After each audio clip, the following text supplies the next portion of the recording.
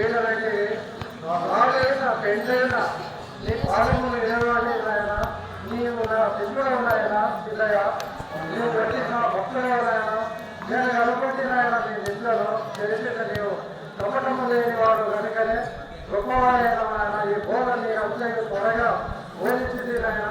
నీవు దీన్ని సర్వకాలం సర్వ అవస్థల నుండి ఈ స్థితిని విడిచిపెట్టకుండా నాయన నీవు గురుపట్టి గురునిస్తా చేసి బోధ యొక్క మర్మం నీకు తెలిసి ఆయన చెప్తున్నాను ఆయన ఆయన స్వామి గురుదేవ.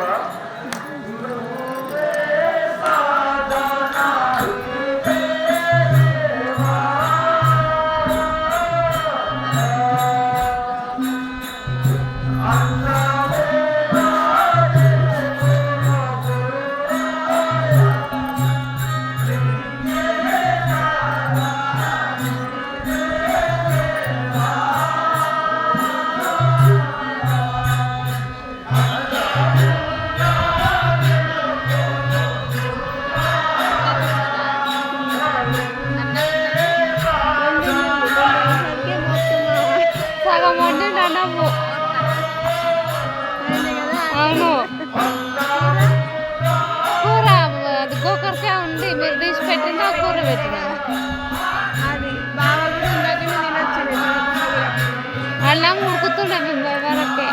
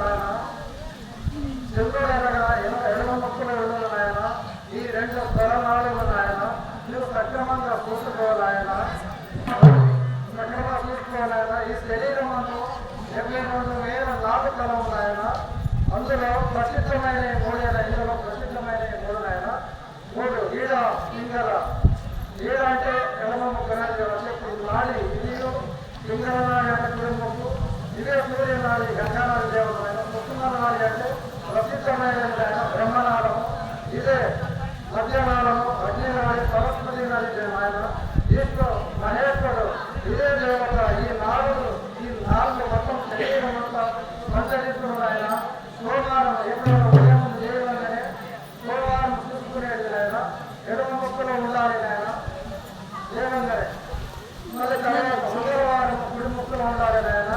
ఏం కాదు. బుధవారం ఎడమ ముక్కలు ఉండాలి నాయన, బేస్తవారం కుడి ముక్కలు ఉండాలి, శుక్రవారం ఎడమ ముక్కలు ఉండాలి, శనివారం కుడి ముక్కలు ఉండాలి, ఆదివారం సక్రమంగా ఉండాలి నాయన. 7 రంధ్రాలు 2